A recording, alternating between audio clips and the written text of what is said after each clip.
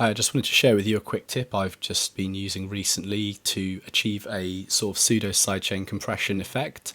It's a little bit quicker than using Ableton's compressor, and it has some different benefits. It's not quite as malleable as using a compressor, but it has a slightly more aggressive effect, which is sometimes quite useful.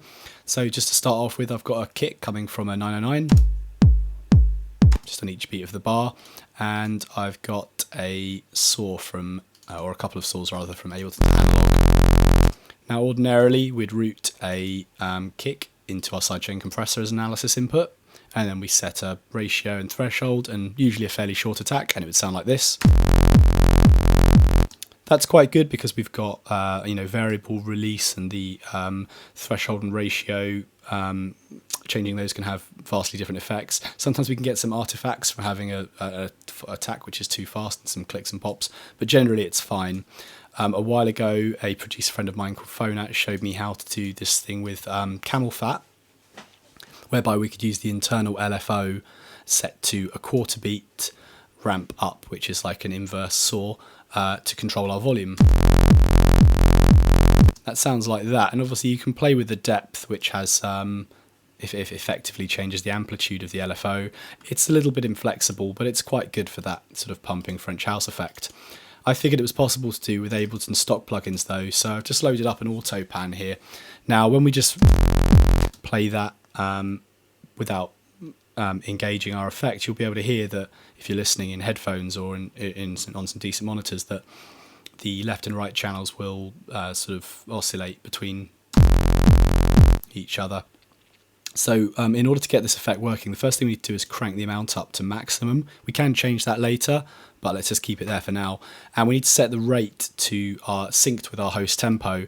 When it's not synced, we can run between 0.5 hertz and 0.05 and 90 hertz. And if we sync it, we can set it to host tempo subdivision. So this is to 1/4, which is there.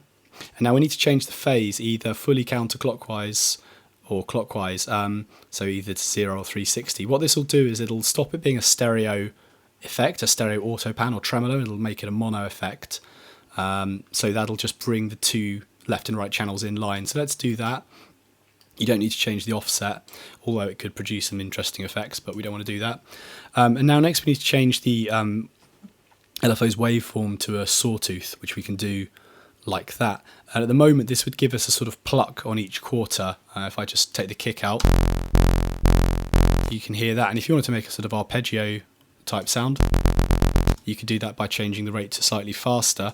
But what I'm actually going to do now is invert this. And now what's going to happen is we've got the sort of ramp up effect like from camel fat. By changing the amount, we can reduce the amplitude of this LFO and go from slightly more subtle to slightly more aggressive effects. And what's really interesting is by changing the shape, we can effectively use a sort of soft clipper, or I'm not exactly sure what's going on, but this will give us a slightly more almost bordering on hard house donkey type effect. So that's really cool. Of course this can be combined with Ableton's ordinary compressor. What I really like about it is, I don't use the auto pan for much else. For stereo imaging stuff, I really like Soundtoys stuff, but I can just set this as a default preset. I can throw an auto pan onto a pad or a lead or a bass or a sample or whatever, and really quickly you can get the effect of sidechain compression without having to route it. Ableton's sidechain compression is actually very quick compared to other DAWs like Logic, but even so, this just gives you a slightly different effect. If there's any more questions, please leave them in the comments, and I'll probably publish an article about this at some point. Thanks.